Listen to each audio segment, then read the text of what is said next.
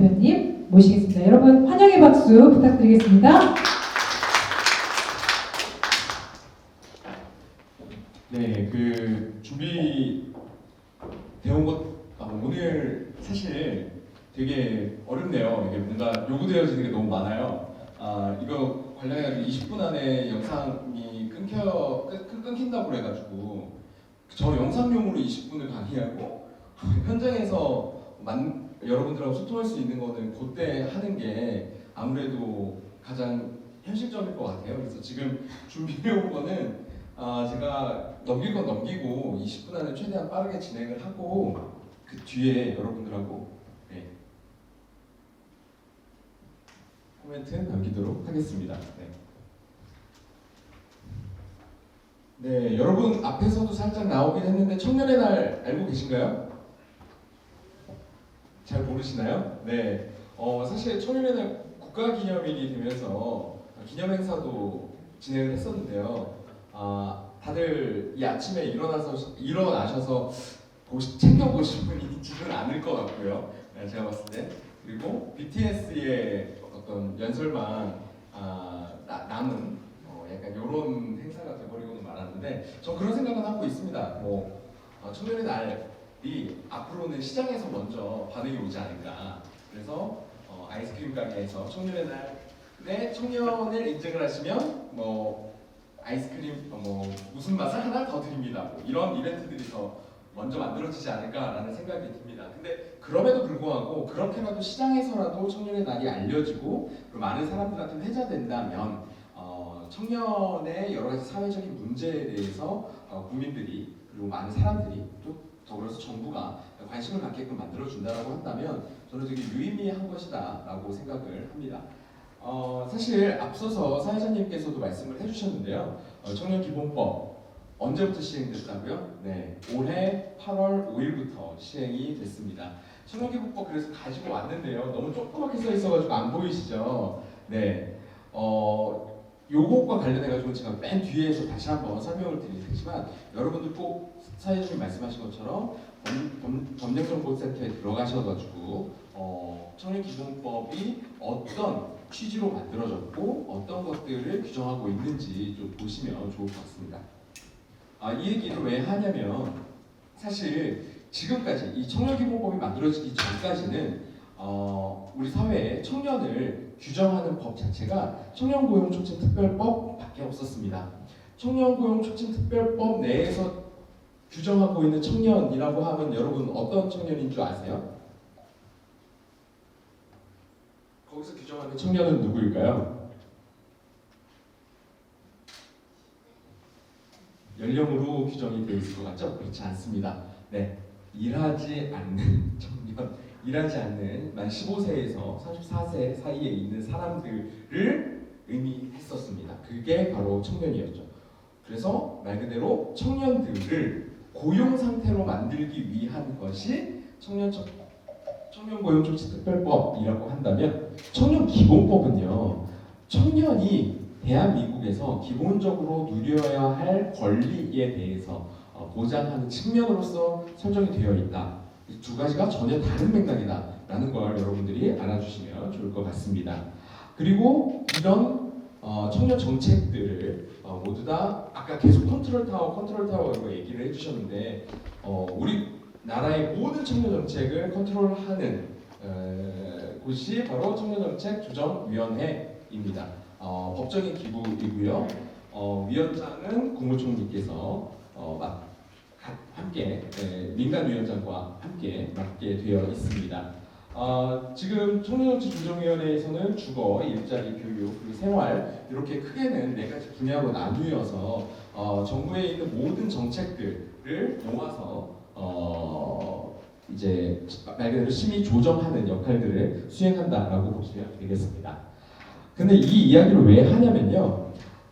청년 정책이라는 분야는 정말 특이하게도 다른 분야들 같은 경우에는 정부가 맨 처음에 법을 만들고 그 법에 맞춰서 각 광역지자체로 조례들이 만들어지고 그거에 또 맞춰서 기초지자체들한테 조례들이 만들어지는 이런 방식, 탑다운의 방식을 따라갔다라고 한다면 청년 정책을 주도한 것은 사실은 정부, 중앙정부 차원이 아니라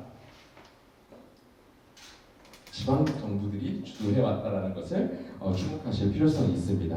사실 그런 이 모든 뭐랄까 순서에서 가장 선봉했었던 것이 서울인 것은 자명한 사실인 것 같아요. 2015년에 서울특별시가 맨 처음으로 청년기본조례를 만들고 난 뒤부터 2018년 인천광역시가 맨 마지막으로 만들 때까지 이건 광역만 이야기하는 겁니다. 이렇게 만들어지는 어떤 과정 속에서 자연스럽게 청년기본법이 논의가 되어져 왔거든요. 그러니까 다른 법률처럼 중앙에서 먼저 국가 단위의 전체 법이 먼저 만들어지고 그 뒤에 각 기초와 광역의 조례들이 만들어진 게 아니라 거꾸로 간 상황이다라는 것을 여러분들이 이해해 주시면 되겠습니다. 그 이전에는 아까는 제가 말씀드린 것처럼 아까 말씀드렸던 것처럼 고용 노동 정책이거나 교육 훈련 정책으로서의 청년 정책만이 존재했었습니다. 청년에게 계속해서 강조되어지는 것은 일자리였고요. 오늘 이 자리에서도 취업과 창업에 대한 이야기들이 되게 많이 나왔는데요. 청년들한테 계속해서 취업을 해라, 창업을 해라, 일자리를 획득하고 사회로의 이행을 해라 라는 것이 가장 핵심적인 부분이었다라는 걸 여러분들한테 말씀드립니다. 그러나 서울을 비롯한 지방정부가 추진해 왔었던 청년정책의 핵심은 그 일자리만으로는 청년이 가지고 있는 여러 가지 문제들을 해소해 줄 수 없다라는 것이었고요. 그래서 종합적인 청년 지원 정책을 설계하기 시작했다는 겁니다. 그래서 2020 청년 보장을 만들어낸 첫 번째 그 기본 계획이거든요. 서울시는 이렇게 일자리만 있는 게 아니라 설자리, 살자리, 이게 오타가인데요. 일자리, 설자리, 살자리, 그리고 놀자리 이렇게 4개, 4대 분야에 맞춰서 정책들을 세팅했다라는 걸 말씀드리도록 하겠습니다. 쭉 추진 과정 중에 되게 중요한 부분들만 좀 짚어드리면서 넘어가도록 하겠습니다. 맨 첫 번째 시작은 2013년이었습니다. 2013년에 서울시가 청년 일자리 허브, 지금은 청년 허브라는 공간을 개관을 합니다. 그 당시에 청년 일자리 허브라는 이름을 달고 있었던 건 아까 말씀드렸던 것처럼 청년 고용 촉진 특별법에서만 청년을 규정하고 있었기 때문에 법률적으로 청년과 관련되어서 공간을 만들어 주려고 한다면 일자리라는 내용이 들어갈 수밖에 없었던 거죠. 그 이후에 서울 청년정책 네트워크 1기가 그 당시에는 청정 비빔밥이라는 말도 안 되는 이름으로 저희가 발대식을 가졌었는데 이때만 하더라도 사실은 여기 나오지만 시장님과 청년들이 만나서 대화를 나누는 정도의 수준의 것이었다는 걸 여러분들 아실 수 있을 겁니다.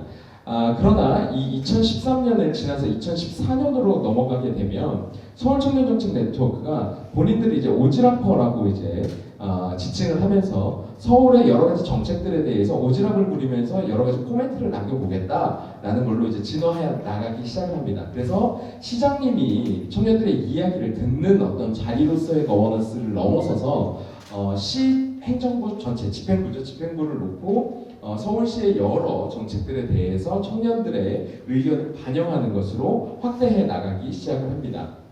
그리고 나서 2015년이 되면요 아주 커다란 변화가 일어나는데 맨 처음에 아까 설명드렸던 것처럼 서울시의 청년 기본 조례가 만들어지게 됩니다. 2015년 청년 기본 조례가 제정되니까 이 조례에 맞춰서 서울시의 청년정책 담당관이라는 청년 정책을 총괄하는 부서가 설치가 됩니다.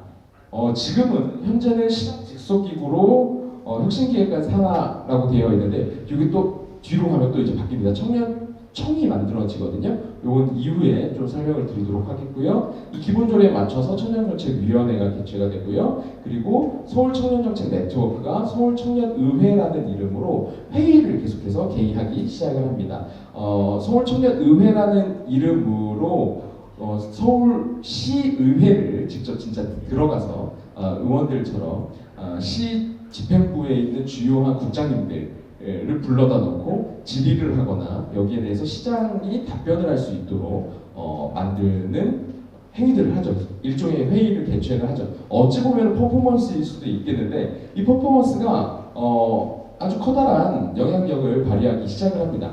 요걸 바탕으로 해서 서울의 청년 정책들이 기본적으로 세팅이 되어지기 시작을 하거든요. 그걸 가지고 이제 제도화해낸 것이 서울시 청년정책 5개년 기본계획이다라고 보시면 되겠습니다. 요 기본계획이 수립되어서 2020년까지의 서울의 청년 정책들이 만들어졌다라고 보시면 되겠고, 올해는 그 2020년이잖아요. 그래서 지금 2025년 2025 기본계획을 수립하고 있는 중이다라는 걸 말씀드리도록 하겠습니다. 그리고 나서 2016년이 되면 청년활동 지원 사업과 관련되어 있는 이슈가 터지게 됩니다. 여러분들도 잘 알고 계실 텐데, 여러분 청년수당이라고 들어보셨죠? 네, 청년수당을 가지고 지금은 중앙정부뿐만이 아니라 각 지방정부 모두에서 다 시행하고 있는 정책입니다. 그리고 상당히 만족도도 높지만 다른 세대들의 공감대도 상당히 높아져서 보편화되어 있는 정책이긴 한데, 이 당시만 하더라도 서울시가 중앙정부와 갈등을 겪기 시작합니다. 복지부와 정면 충돌을 하게 되죠. 이 과정을 거치면서 여기 보시면 다음 사회를 위한 두 번째 시정 참여, 뭔가 이게 길어지고 있잖아요. 뭐 내용들이 이제 길어지고 있다는 건 이 청년들이 할 말이 많아지고 있다, 이런 것들을 의미한다고 보실 수가 있겠죠. 사실 청년수당 정책 같은 경우가 바로 이 서울 청년정책 네트워크를 통해서 청년들의 입에서부터 필요로 한 정책입니다라고 요구되어져서 만들어낸 정책이거든요. 여러분들이 오늘 이그나이트 이 자리에서 이러이러한 것들이 진주시에 필요한 것 같아요 라고 이야기했었던 것처럼, 서울의 청년들도 서울 청년정책 네트워크라는 이름으로 모여서 서울시의 정책이 이렇게 바뀌어야 됩니다 라는 것들을 이야기하기 시작했고, 그것을 처음에는 시장님 한 분이 들었다면 이제 나아가서 행정부, 집행부 전체가 이제 듣기 시작했고, 그것이 2020년까지 오면서 자연스럽게 시의회도 같이 문을 두드리게 됐고, 실제로 시가 가지고 있는 예산 집행 권한의 일부를 이 청년들한테 넘겨주기까지 갑니다. 그래서 실제로 작년에는 서울특별시 청년청 시장 직속기구로 설치가 되고요. 서울시 청년자치정부가 출범을 하게 됩니다. 그러면서 서울청년시민회의라는 이름으로 이제 개편을 하는데, 여기서 말하는 서울청년자치정부는 무엇이냐? 이 자치정부는 시장 직속기구로 있는 청년청, 이 행정조직과 그리고 일반적으로 청년들이 모여서 거버넌스 행위를 하고 있는 서울 청년 정책 네트워크가 열고 있는 시민회의 있잖아요. 이 두 가지를 묶어가지고 서울시는 청년자치정부다라고 이야기를 하고 있습니다. 그리고 이때 청년 자율예산이라고 해서 약 500억 규모의 시 예산을 직접 청년자치정부죠. 청년자치정부 내에 청년정책 네트워크가 심의 의결을 했다라고 보시면 되겠습니다. 이 과정을 통해서 쭉 오는 어떤 것들 보면 일자리에만 국한되어 있었던 뭔가 정책들이 점점 공간이나 수당, 그리고 이것을 제도화해내는 어떤 과정들을 밟으면서 점점 확대되어져 왔다라는 것을 여러분 이해하실 수 있을 겁니다. 근데 이런 청년 정책에 대한 부분들이 점점 확장을 해 나가기 시작을 합니다. 과연 청년 정책이 무엇을 어느 정도의 범위까지를 포괄해야 되느냐, 이런 것과 관련된 여러 가지 논의들이 이루어지고 있는 거예요. 단순히 일자리로만 있었다라고 한다면 이것을 토대로 해서 기본소득에 대한 논의가 요즘 펼쳐지는 것이고, 공간을 청년들한테 주세요라는 것을 넘어서서 여러 가지 플랫폼 사업들로 연계가 되고 있고요. 청년 수당을 달라고 했었던 청년들이 이제 사회의 주체가 돼서 적극적으로 이제 사회에 주도적으로 이제 나오게 되는 것, 그리고 제도화를 넘어서서 집행 체계에 대해서도 고민하게 되었다라는 지점을 여러분들한테 설명드릴 수 있을 것 같습니다. 정책의 논의 방향도 되게 다양하게 펼쳐지고 있습니다. 기존에 여기까지가 끝인가요? 배터리가? 그건 아니고요. 네. 지금까지는 주거, 그 다음에 금융, 아니면 교육, 이렇게 청년들이 자기한테 실제적으로 필요로 한 정책들을 요구하는 방식이었다고 한다면, 두 가지 커다란 변화를 보이기 시작하는데, 서울에서는 여기 보시는 것처럼 아동복지, 자전거, 4차 산업, 성평등, 채식, 여성 안전, 이런 것과 관련된 주제들이 청년 정책이라는 이름으로 나오기 시작을 합니다. 그러니까 청년에게만 수혜가 돌아가는 것이 아니라 다른 세대에게 돌아갈 수 있는 문제에 대해서도 청년들이 고민을 하기 시작을 하고, 이건 정말 신기하잖아요. 채식 문제, 성평등 문제, 이런 것들은 미래를 대응하는 앞으로 우리가 살아갈 사회가 어떻게 되어야 하는가, 우리의 환경은 어찌 되어야 하는가에 대한 새로운 이슈들도 청년 정책으로서 포함돼서 나오고 있다라는 이야기를 여러분들한테 드리도록 하겠습니다. 많이 가서 물어보면 이런 얘기합니다. 청년 정책 하면 요즘 청년들이 정말 힘들죠. 그러니까 청년들한테 정부가 혹은 지자체가 내지는 뭐 기업이 이 힘든 청년들을 위해서 무엇인가를 해줘야 한다라고 생각을 하시는 분들이 정말 많은 것 같습니다. 물론 맞죠. 근데 그건 단순히 청년기에 있어서만 그런 것은 아니고요. 우리가 전 연령대를 놓고 보면 어려운 환경에 놓여져 있는 사람들에 대해서는 당연히 복지적 측면으로 접근해야 되는 것이 있습니다. 그건 그것대로 있고요. 여기에 더해져서 사실 청년들은 우리 지금 사실 10분이 이야기하신 내용들이 그런 거라고 보는데, 우리가 앞으로 살아갈 도시가 지속 가능하기 위해서는, 여기에 더해서 우리가 만족하면서 살아갈 수 있기 위해서는 어떻게 되어야 한다라는 것을 이야기하고 본인들이 그것을 주도해 나가는 것이 매우 중요한 부분이자 포인트라고 저는 생각을 합니다. 더 이상 달라고만 이야기하지 않습니다. 청년들이 내가 주도적으로 무엇인가를 해볼 수 있도록 기회가 만들어져야 된다라고 사실은 이야기하는 것이다 라고 보시면 되겠죠. 작년 한 해 정말 많이 회자됐었던 책인데요. 90년생이 온다라는 책 많이 보셨죠? 특히 어르신들도 많이 읽으신 것 같아요. 90년생 고민이 많거든요. 왜냐면 회사에서도 새로운 우리 신입 직원들, 이 친구들이 좀 이해를 하고 싶은데 이게 도대체 뭔지, 그리고 누구나 한 명쯤은 집에 다 나를 괴롭게 만드는 친구 하나씩은 있는 거거든요. 네, 그래서 도대체 90년생 뭐야? 뭐 이런 엄청나게 그 책을 많이 읽고 하시던데, 저는 이렇게 이야기하고 싶습니다. 그 90년생이 왔다. 그러니까 누가 왔어요. 왔으면 누가 가야 되잖아요. 왜 가는 사람이 없을까? 네, 사실은 핵심은 저는 그 부분이라고 생각을 합니다. 뭔가 새로운 시대에 걸맞게 새로운 세대가 계속해서 등장을 해 나가는 어떤 과정 속에서 퇴장을 해야 되는 어떤 세대들이 퇴장을 하지 않는 것에 대한 문제의식들을 여러분들이 같이 이해하고 이야기할 수 있어야 된다고 생각을 합니다. 근데 이렇게 얘기를 드리면 꼭 이것을 세대 갈등으로 조장해서 보시는 분들이 계세요. 근데 이건 절대 세대 갈등이 아닙니다.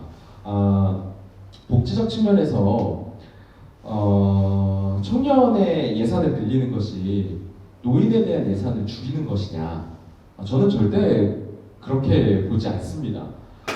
물론 예산은요 한정되어 있죠. 국민의 세금으로 걷어진 예산은 한정되어 있는데 그것을 어디에 집중적으로 투자한 표현 좀 그렇죠. 어디에 집중적으로 투여할 것이냐에 대해서 정치권에서 사실은 논의를 해야 되고 그것에 대한 결정을 해야 되는 겁니다. 근데 그걸 사실 극대화해내기, 갈등적으로 되게 극대화해내기 좋은 게 세대의 프레임을 갖다 집어넣는 거죠. 근데 그것은 되게 생산적인 논의를 만들어내지는 못합니다.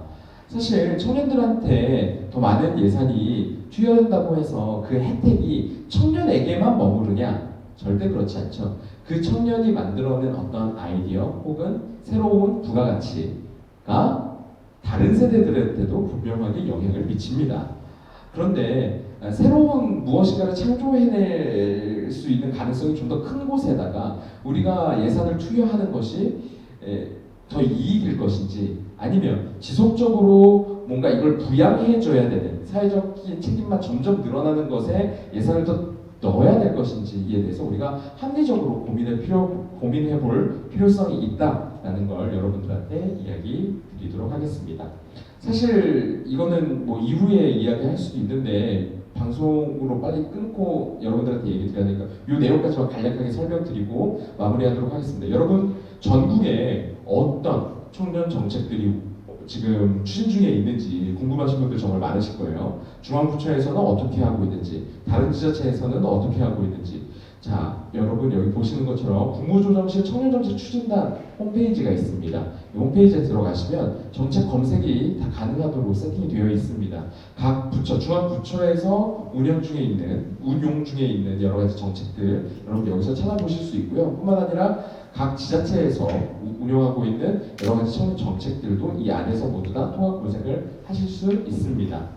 그리고 정책을 제안하는 데 있어서 아까도 청년기본법 어디서 찾아보나 이렇게 생각하셨죠. 국가법령정보센터 홈페이지에 들어가시면요. 여기 키워드만 입력을 하시면 여러분들이 원하는 모든 우리나라의 모든 법과 조례, 그 다음에 규칙까지 다 찾아보실 수 있으니까요. 꼭 들어가셔서 확인을 해보시면 좋을 것 같고요. 맨 마지막, 우리나라는 진짜 전 세계 그 어느 나라보다도 IT 그리고 정보통신 기술에 있어서는 선도 국가가 아니라 완전 선도 국가죠 말 그대로. 국가에서 아주 여러 분야에 대해서 연구를 해놓은 결과물들을 다 공개하고 있습니다, 여러분. 여러분들이 여기 국가정책연구 포털에 들어가셔가지고 여러분이 또 궁금해하는 그 정책 분야에 대해서 검색어를 넣으시면 국책연구원에서 연구해놓은 모든 보고서들을 직접 찾아보실 수 있고요.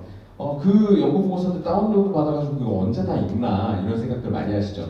그렇게 안 하셔도 돼요. 받아 보셔서 앞에 초록을 보시면 요약된 부분이 있거든요. 요약된 내용, 어떤 부분에 있어서 문제의식이 있어서 만들어진 연구구나. 그리고 맨 마지막에 제안 부분이 있습니다. 그래서 이 연구원에서는 이렇게 정책이 앞으로 변화해 나갔으면 좋겠구나 정도를 제안한 거구나. 요 두 가지만 읽으시면 되거든요. 이것이 여러분들이 나중에 정책을 제안하고 실제로 이것을 행정에 반영시키는 데 있어서 여러분들의 무기가 될 수 있을 겁니다. 여러분들이 생각하시는 바를 좀 더 행정에 와닿게 만드는 데 있어서 우리의 방법이라고 제가 설명드릴 수 있는 것들인 것 같아요. 그래서 이 세 가지는 꿀팁으로 좀 알아두시고 평소에 일상 속에서 여러분들이 고민하시고 계시는 것들 있잖아요. 그것으로부터 사실 정책이 멀리 떨어져 있지 않습니다.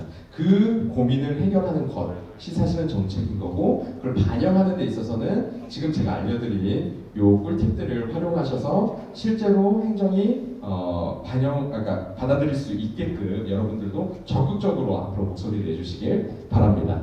네, 저는 여기까지 먼저 말씀드리겠고요. 앞으로도 여러분 적극적으로 참여해 주시길 바랍니다. 감사합니다. 네, 이제 끝? 괜찮나요? 네.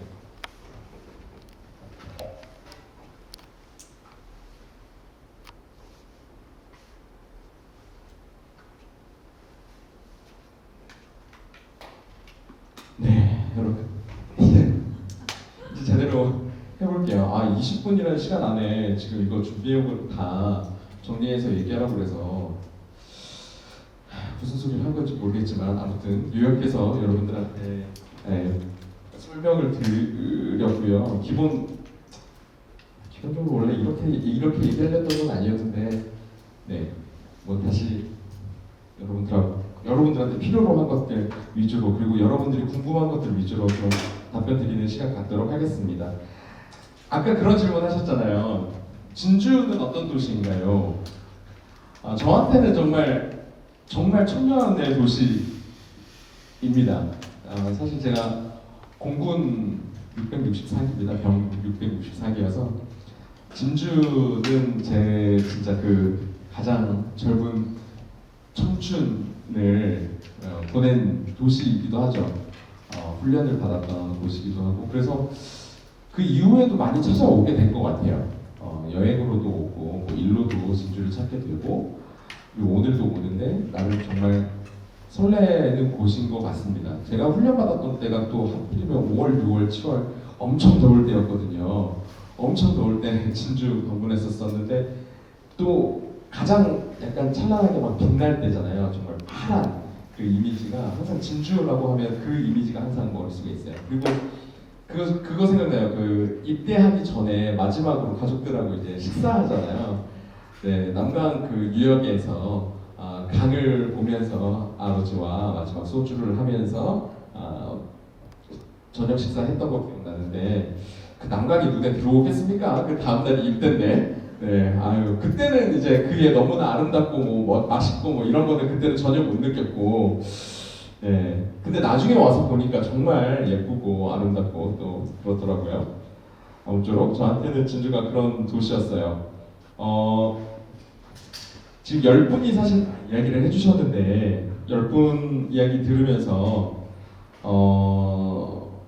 정말 필요로 하다라는 생각 많이 가졌습니다. 사실 오늘 이그나이트 이 자리는 여러분들이 실제로 아까도 살짝 얘기한 것처럼 이 도시의 애정을 가지고 살아가기 위해서 꼭 필요로 한 것들 무엇인가가 바뀌어야 될지 무엇이 바뀌어야 될지 이것에 대해서 촉발하는 자리이잖아요. 그렇기 때문에 아주 뭐 구체적으로 이 정책을 추진하기 위한 법률적 근거를 대고 이걸 어떻게 바꿔야 되고 사업 예산은 어느 정도가 투여되어야 하고 네, 부처는 어디가 맡아야 되고 이런 것까지는 제안하실 필요성은 전혀 없다고 생각합니다. 그런 것부터 하라고 그러면 사람이 하기 힘들어요.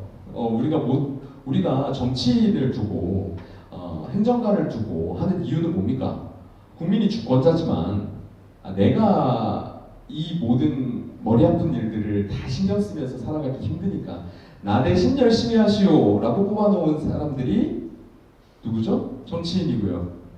그리고 법률적으로 이렇게 다 정해져 있으니까 요것대로 잘 집행하세요라고 만들어놓은 기관들이 다 뭐예요? 행정기관들이고 거기서 일을 하는 공무원들입니다. 그런데 국민이 직접 나서서 여기에 대한 법률이 뭔지 그리고 이걸 어떻게 바꿨으면 좋겠는지 일일이 정책 제안서를 다 써라 라고 그러면 힘들죠. 안 하죠. 많은 사람들이 안 하게 됩니다. 물론 그런 것도 있죠. 가끔씩 이제 분노에 차신 분들이 계세요. 그럼 이제 갑자기 글로 그걸 쓰기는 쓰는데 제안서 형태로 쓰는 게 아니라 어디다 쓰시죠? 그쵸, 민원 홈페이지를 찾아가서 와라라라라라라 쓰기 시작을 하죠. 근데 그렇게 되면 사실 행정 입장에서는 우리의 주권자인 시민님 의견 감사합니다 이렇게 얘기할 것 같지만 그 공무원도 사람이잖아요. 그러면 어떻게 돼요? 민원인밖에 안 되겠죠. 그래서 어떻게 주권자가 자신의 필요를 정치권 혹은 행정한테 잘 전달을 하느냐 이것이 되게 중요한 문제인 것 같습니다. 오늘 이야기해 주신 것 대부분에 대해서 다 공감을 했는데 몇 가지만 코멘트를 조금 드리도록 하겠습니다. 먼저 윤진님이 지금은 안 계신 것 같아요. 가신 것 같은데 진짜 많이 공감하는 부분 중에 하나이죠. 비영리 민간단체. 네, 저도 비영리 민간단체를 만들어서 지금 사단법인까지 만들고 대표를 넘겨주고 사실은 제가 지금은 현직 대표는 아니거든요. 넘겨줘가지고 그런데 이 부분 저도 알겠습니다. 청년내일채용공제 같은 경우에서 비영리 민간단체에 있는 종사자들이 지원을 받지 못하는 것. 여러분 근데 이거 왜인 줄 아세요? 왜 지원을 못 받는지에 대한 이유를 사실 알아야지 그걸 해결할 수 있는 방법이 나올 수 있거든요. 비영리 민간단체에 대해서는 민간단체 지원법에 따라서 여러 보조금들이 집행이 되고 있습니다. 정부 입장에서 봤을 때는 뭐냐면 중복인 거예요. 이미 단체에도 지원을 해주고 있는데 그 단체의 일부 인건비까지 또다시 지급을 해주는 것에 대해서 중복이다라고 판단을 하고서 안 하는 건데 근데 그거 중복된다고 해서 수혜자가 중복된다고 해가지고 모든 정책들이 다 추진 안 되는 건 아니거든요. 분명히 중복임에도 불구하고 이 케이스에 있어서는 매우 중요하다라고 해서 2중, 3중으로 지원을 해주는 경우들도 왕왕 생깁니다. 이 부분을 가장 잘 좀 어필을 해주시면 전 이거는 논의해볼 만하다라고 생각을 합니다. 그리고 맨 첫 번째 이석호님께서 그 대학과 기업 연계 취업 프로그램이나 인턴십 프로그램이 있었으면 좋겠다는 얘기 하시는데 사실 정부에서 다 추진하고 있습니다. 이미 추진하고 있는데 또 불구하고 이렇게 이야기하시는 분들이 이석호님뿐만은 아니거든요. 많은 분들이 이야기를 하세요. 그러면 어떻게 해야지 이게 될까 이런 고민이 드는데 이 이야기가 계속 나온다는 건 뭔가가 불만족스럽다는 거거든요. 그러면 제안하시는 분도 일단 아까 제가 알려드린 것들 있잖아요. 홈페이지에 가서 도대체 어떤 정책들이 지금 추진 중인지를 먼저 찾아보시면 좀 좋을 것 같아요. 찾아보고 내가 실제로 참여해 봤더니 이런 부분에서 어려움이 있더라 내지는 문제가 있다 이렇게 콕 집어서 사실은 제안을 해줘야 이걸 운영하고 있는 행정기관에서도 아 무엇이 문제구나 그러면 요거를 어떻게 바꾸면 좋겠구나 라는 것들을 대응을 할 수가 있거든요. 보통 그냥 대학과 기업이 연계해서 취업 지원 프로그램들을 만들어 주셨으면 좋겠습니다. 이렇게 하면 행정에서는 어떻게 답변을 할 수밖에 없냐면 네 이미 시행 중입니다. 이런 사업이 있으니까 이걸 찾아보십시오 정도로밖에 답변을 할 게 없습니다. 하지만 기관에서 운영하고 있는 땡땡땡땡땡땡 프로그램에 있어서 이러한 문제점이 있는 것 같으니 이것에 대해서 요러한 방향으로 개선을 해주셨으면 좋겠습니다 라고 요구를 하면 거기에 대해서 답변을 쓸 수밖에 없어요. 네 시민님 이러한 부분이 불편하셨군요. 저희가 담당자에게 확인해보니 실제로 이러한 문제들이 있다고 저희가 판단돼요. 내년도부터 사업을 운영하는 데 있어서는 이런 지점들을 보완하여서 개선해서 진행하겠습니다. 이렇게 답변을 할 수밖에 없거든요. 그리고 또 한 가지 여러분이 조금 아셨으면 좋겠는 거 정책을 제안하는 데 있어서 여러분들이 맨 처음에는 상상으로 막 접근을 하시잖아요. 그 다음부터는 반드시 상상에서만 있으면 안 되고요. 그 정책을 추진할 때 참여하게 되는 모든 사람들의 입장들은 어떻게 될까 이런 것들을 같이 고민해 주시면 좀 더 좋을 것 같다라는 생각입니다. 예를 들면 이런 거예요. 대학과 기업이 연계해서 취업 지원 프로그램들을 만들어주면 좋겠다. 내지는 멘토링 프로그램이 있었으면 좋겠다. 현직자에 있는 사람들이 나와서 했으면 좋겠다라고 하는데 그 사람들도 다 생업이 있는데 나오고 싶겠어요? 여러분 여기 대표자들 계시잖아요. 내가 지금 너무나 바빠 죽겠는데 나와가지고 내가 교육자가 아닌데요. 나는 기업인인데 우리 회사 직원이 될 것도 아닌 누군가를 위해서 교육을 해줘야 된다라고 한다면 어떨까요? 물론 아주 선한 마음을 가지고서 사람이 움직인다면 그게 가능합니다. 그리고 또 한 번은 그렇게 할 수도 있어요. 근데 그거를 반복적으로 그렇게 할 수 있을까요? 당장 이번 달에 우리 회사 매출이 안 올랐는데 코로나 때문에 매출이 점점 떨어지고 지금 우리 직원들도 몇 명씩을 잘라야 되는데 내가 우리 직원도 아닐 사람들을 위해서 왜 그런 걸 해야 될까? 에 대한 생각을 여러분들도 함께 해주시면 좋을 것 같아요. 그러면 이분들한테 무엇을 유인해야지 될까? 그 유인책을 여러분들이 사실 만들어주시는 게 되게 중요한 거고 그 유인책이 실제로 국민의 세금을 통해서 할 수 있는 것인지를 사실은 검토해 보시면 되게 좋을 것 같습니다. 왜냐? 공실이 계속해서 발생한다고 얘기하셨어요. 공실 발생하는 거 문제입니다. 진주만의 문제일까요? 아니요. 서울도 문제예요. 서울은요. 심지어 서울 대표 사건이라고 하는 종로와 신촌에 계속해서 빈 점포들이 만들어지고 있어요. 근데 그거를 국민의 세금으로 월세 지원을 한다? 여러분 그게 무슨 의미가 있을까요? 빈 점포가 생기는 이유는 뭐죠? 네. 그럼 어떻게 돼야 되죠? 임대료가 싸져야 됩니다. 건물주가 임대료를 낮춰야죠. 이게 정상이에요? 시장경제 논리에 따라서. 시장경제 논리에 따르면 당연한 거 아닙니까? 수요가 없는데 당연히 가격이 하락해야죠. 근데 왜 그걸 국가가 개입을 해서 건물주 배불리는 임대료 지원 사업을 왜 세금으로 합니까? 그런 문제들에 대해서 한번 생각을 해보셔야 돼요. 이게 묘하게 포장이 되어 있는 거예요. 청년 창업하는 친구들이 자본이 없으니까 이 친구들을 도와줘야 한다라는 아주 얄팍한 생각으로 여기 포장되어 있거든요. 그리고 사람들이 다 그렇게 생각해요. 그치, 청년들이 무슨 돈이 있겠어. 돈이 없지. 돈이 없으니까 창업을 하는데 힘들겠지. 그러니까 월세 낼 수 있게 보조해주면 좋겠네 라고 얘기를 하죠. 아니죠. 엄밀히 말하면 그거는 건물주가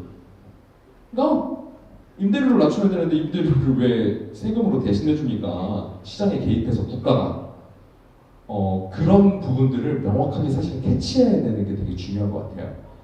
건물주 배불리는 사업으로 가지 말고 청년들이 실제적으로 그 혜택을 건물주한테 들어가는 그 돈만큼을 사실 청년들이 받으면 창업을 하는 데 있어서 실패 경험을 가지더라도 실패 경험이 얼마나 중요한데요, 여러분. 창업에 있어서 실패를 해봐야 같은 실수를 반복을 안 하고 아 내가 뭐가 문제였었구나 그러니까 다음에는 어떻게 바꿔보겠구나 라는 걸 하잖아요. 다시 딛고 일어설 수 있게끔 만드는 차라리 기본 자금을 만들어줘라. 그 기금으로. 오히려 제가 봤을 때 창업에 있어서 가장 중요한 부분 여러분 어떤 거인 것 같으세요? 시장 논리에 의해서면 거래처를 만들어줘야죠. 거래처를 만들어줘야 계속해서 계약을 따내죠. 계약을 따내야 청년들이 돈을 벌 수 있죠. 그걸로 인건비도 낼 수 있고요. 임대료도 낼 수 있고요. 직원들 월급도 줄 수 있고요. 잘 되면 보너스도 줄 수 있고요. 좋은 옷도 사 입고요. 좋은 차도 몰고 좋은 집도 사고. 그것의 첫 번째 단추가 여러분 그 거래처를 뚫는 겁니다. 근데 많은 청년들이 또 그 창업하는 데 있어서 되게 제가 안타까운 지점 중에 하나는 뭐냐면 처음에 막 가면은 사업 계획서 어떻게 작성해야 되는지 막 진짜 너무 멋있게 막 예쁘게 막 쫙 그런 거 하는 거 엄청 배웁니다. 그리고 많은 분들을 데리고 오셔가지고 그런 거 하도록 만들어 주죠. 우리 그냥 B2G로 생각해놓고 행정기관한테 물어봅시다. 그렇게 멋들어진 계획안 들어온다고 해서 읽습니까? 안 읽어요. 여러분들은 정말 피땀 눈물 흘려가면서 너무 막 멋있게 내용도 막 그리고 디자인도 막 해가지고 사업계획서 쓰는데요. 실제로 그걸 사줘야 될 사람들은 그걸 안 읽습니다. 왜 안 읽냐? 야 지난번에 거기 맡겼던 데 있지. 거기 그때 잘했지? 그러면 답변? 아 네 과장님 특별한 문제 없었습니다. 그때 괜찮았던 것 같아요. 그치 그때 거기 잘했으니까 거기다 맡겨. 거기 다시 한번 뭐 전화해봐봐. 이번에 우리 뭐 행사해야 되니까 그거 하면 좋겠다. 근데 이게 행정만의 문제가 아니에요. 어느 기업이든 그렇게 됩니다. 왜? 오랫동안 거래해 오던데 특별한 문제가 없다라고 그런다면 지속적으로 거기랑 하는 게 일반적이거든요. 왜냐면 시간도 다 비용이기 때문에 그 시간을 그만큼 줄여나가는 거니까요. 그러면 오히려 청년들한테 그런 기회를 더 많이 만들어주는 게 필요하다. 오히려 그런 걸 좀 제안을 해보세요. 진주시 내에서는 적어도 진주시를 소재지로 하고 있는 청년 스타트업을 우선적으로 계약할 수 있는 권한을 줘라. 예를 들어서 디자인을 하더라도 기본적으로 기존에 맡기던 데가 있겠지만 새로운 청년들 기업을 한 과에서 발주하는 것에 몇 퍼센트는 꼭 그 청년들한테 발주를 하게끔 만들어주세요. 다시 이건 한시적으로 만들어야 되겠죠. 그걸 지속적으로 한다라고 그런다면 기존에 있는 사업자분들이 피해를 볼 테니까 한시적으로 그렇게 만들어주면 기본적으로 그걸 가져다가 행정에서도 보게 될 거 아니에요? 찾을 수밖에 없잖아요. 계약을 하려면 찾아서 볼 수밖에 없으니까 몇 군데 같이 써봅니다. 그러다 괜찮으면 어떻게 되겠어요? 당연히 그 일을 수주하게 되는 거고 그 경력을 바탕으로 해서 이 청년 기업들도 다른 민간에서 계약을 추가적으로 만들 수 있게끔 해주는 게 더 제가 봤을 때는 유의미한 사업들이 될 수 있지 않을까 하는 생각들을 갖습니다. 그리고 여러분들한테 사실 끝으로 근데 여러분들의 그 제안들이 뭐가 잘못됐다는 얘기는 절대로 아닙니다. 여기에 있는 대부분의 내용들에 대해서 제가 공감을 했었거든요. 그리고 일부는 실제로 이미 하고 있는 것일 수 있어요. 그걸 찾는 것이 사실 되게 중요하다라는 이야기를 하고 싶었고 또 한 가지는 여러분이 제안하고 있는 이 사업이 어디에서 실행될 것인지에 대해서 고민을 해주셨으면 좋겠습니다. 이게 중앙부처가 해야 될 일인지, 그러니까 중앙부처가 가지고 있는 권한인 건지, 광역지자체가 할 수 있는 일이고 광역지자체가 가지고 있는 예산인 건지, 아니면 기초지자체가 할 수 있는 거고 기초지자체가 가장 잘하는 것인지, 요걸 구분해서 사실은 제안해 줄 필요성이 있다. 아무리 진주시가 좋은 의도를 가지고 있다고 하더라도 진주시 권한 밖에 있는 일을 여러분들이 계속해서 제안을 하시면 진주시는 그냥 난감합니다. 충분히 공감을 하는데요. 저희는 그런 권한이 없어가지고, 예를 들면 그런 거 있어요. 지역에서 해결해야 되는 문제이기는 한데 분명히 진주시가 권한을 가지고 있지 않은 것 중에 한 가지가 교육과 관련되어 있는 겁니다. 우리는 일반자치와 교육자치가 분리되어 있기 때문에 교육에 관한 권한들은 교육청에 이관되어 있습니다. 그럼 교육청을 찾아가서 얘기해야 되는 것들이 있잖아요. 근데 그것을 도청이나 아니면 시청에 찾아가서 얘기를 하신다면 그분들이 그걸 해결해 주기가 힘들다라는 것을 말씀드리고, 끝으로 그거에 대해서 저 대수님 맨 마지막에 얘기하신 거에 공감을 했는데, 청년몰 사업의 담당 부서가 도시재생과 전통시장 팀이다 얘기해 주셨잖아요. 담당 부서를 만들고 싶다 이런 얘기인 것 같은데, 컨트롤 타워를 만들고 싶다라는 건. 그리고 담당 부서를 만들려면 어떻게 해야 될까요?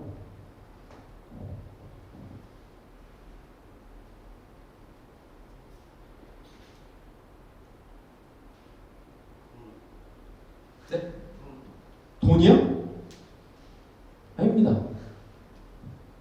담당 부서를 만들려면 어떻게 해야 될까요, 여러분?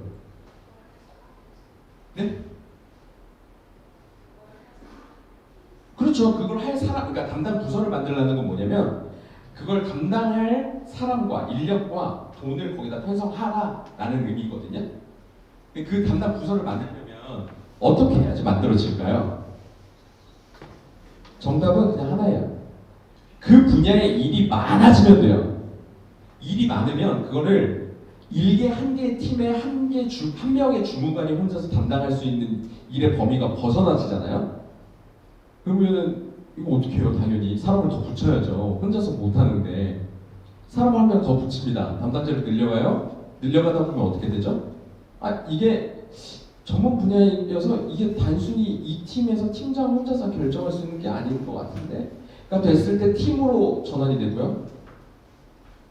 근데 이게 그 문제가 아니라 이게 좀 더 많이 여러 팀들이 담당 팀들이 만들어져야, 부서장이 따로 있어야 되겠는데, 가 되었을 때 담당 부서가 만들어집니다. 그러니까 담당 업무를 점점점 늘려나가는 게 더 중요하다. 지금 도시재생과 전통시장팀에 있는 이유는 사실은 여러 전통시장 중에 청년몰 사업을 하는 어떤 무엇이 있는 거잖아요. 그걸 여러분들이 전략적으로 좀 고민을 하시면 좋을 것 같아요. 한쪽으로는 우리가 청년 정책이라는 것로 묶여서 여러 정책들, 청년과 관련되어 있는 여러 정책들 중에 하나로서 청년몰 사업이 끼어들어갈 것인지, 아니면 그냥 이대로 계속해서 남아서 청년만을 위한 몰과 관련돼서 계속해서 주장을 하신다고 해서 이게 하나의 팀과 과로 만들어질 가능성은 제가 봤을 때는 없거든요. 10개의 점포를 지원하기 위해서 하나의 팀을 만들거나 과를 만드는 행정은 없습니다. 어디에도. 그냥 담당자 한 명을 그냥 배치를 하고 그 담당자가 맡고 있는 여러 가지 사업 중에 하나일 가능성이 높기 때문에 그랬을 때 옆에 있는 다른 시장 상인분들 있잖아요. 이분들과 연대를 해서 실제로 전통시장에 어떤 변화가 있었으면 좋겠는지를 주도적으로 이야기하면서 끌고 나갈 것인지, 요거를 전략을 좀 잘 세우시면 좋겠다라는 생각을 가지게 됐습니다. 일단 오늘 10분이 발표해 주신 모든 내용들에 대해서 정말 많이 공감을 하고, 그리고 이렇게 시간 내주셔서 발표해 주신 것에 감사드리고, 또 이 고민이 진주만의 고민이 아니라 대한민국에 있는 많은 청년들의 공동된 고민이다라는 것도 여러분이 알아주셨으면 좋겠습니다. 그래서 여러분들이 홀로 외로이 서 있는 청년이 아니라 그 고민들을 함께 하고 있는 청년이 무수히 많다는 걸 아시면서 지지받고 응원받으시면서 지속적으로 이렇게 목소리를 내어주셨으면 좋겠다 하는 말씀을 드리면서 저는 이야기 마치도록 하겠습니다. 네, 감사합니다.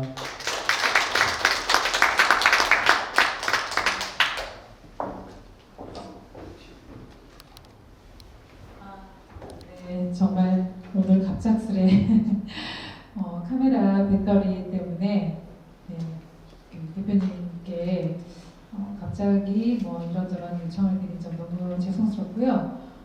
사실은 이 정도 시간으로 이야기를 듣기에는 많이 부족합니다. 그래서 오늘 처음에 말씀드렸다시피 이그나이트는 점화잖아요. 그래서 이제 막 저희가 시작을 한다고 생각하시면 되고요. 앞으로 이런 다양한 청년들의 목소리를 들을 수 있는 기회가 계속 꾸준하게 반복이 돼야 정말 청년을 위한 정책을 만들 수 있습니다. 그 부분에 대해서 깊이 공감을 해주셨으면 좋겠고요. 진주 청년 리더 육성 그리고 진주 역사 인식 제고를 위한 진주 청년 역사학교의 사업으로 진행된 그 청년 정책 이그나이트입니다. 역사를 알아야 지금 현재를 살아갈 수 있다는 거 늘 말씀하시는 분들, 그분들의 이야기를 깊게 새기시고 청년과 관련된 정책과 법안에 많은 관심을 가지고 적극적으로 참여해 주셔서 너무 감사드리고요. 이 노력으로 인해서 실효성 있는 청년 정책이 만들어지길 진심으로 바라면서 오늘 청년 정책 이그나이트 마치겠습니다. 여러분 수고하셨습니다. 감사합니다.